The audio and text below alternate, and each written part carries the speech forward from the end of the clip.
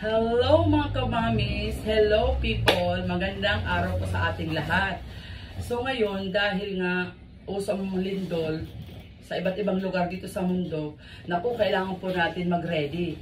Kaya ito na, meron akong backpack. Lahat po ng mga gamit na mga importante na pang-emergency, kailangan po natin yun. Lalo na, ito ang importante, syempre kailangan natin dalhin yung ating mga importanteng documents, birth certificate natin lahat, mga bata, basta sa mga pamilya natin. Syempre, kailangan dala tayo ng wallet na may konting laman para man lang pag emergency or meron man tayo mabibili sa labas, mabibili, ganun.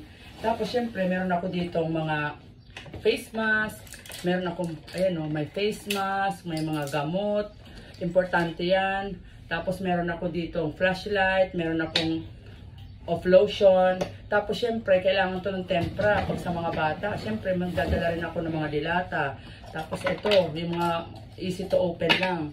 Meron din ako ditong biscuits para pag nagutom, yan lang mo nang kakainin. Mom, but that cannot take a lifetime. Okay, just 1 minute. And then magdala rin ako ng spoon and fork na disposable lang para if ever, di ba? Tapos, so ayan, may tubig, may baso. Tapos meron din kaming konting dalang damit. So hindi natin alam, di ba? Tapos ayan, meron akong dalang bola. Meron akong dalang, ano bang tawag dito? Pan na maliit. Alcohol. Yan ang pinaka-importante sa lahat. Tapos, syempre, meron din akong dalang toothbrush. Yan, mga toothbrush namin. Tapos meron din, syempre, may kasamang toothpaste. Okay? Guys, sana may natutunan kayo sa video ko ngayong araw na to. Maghanda-handa po tayo palagi. Anytime, hindi natin alam, mangyayari talaga yan. Walang pinipiling lugar, walang pinipiling oras. So, kailangan po talaga natin mag-ingat. At syempre, magdasal po tayo araw-araw, lagi-lagi na mag-save po tayo lahat.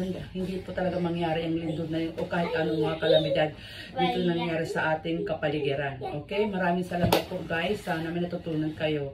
Have a nice day and keep safe everyone. Bye-bye. Bye guys. See you on the next video. I hope you like it. Peace. Okay.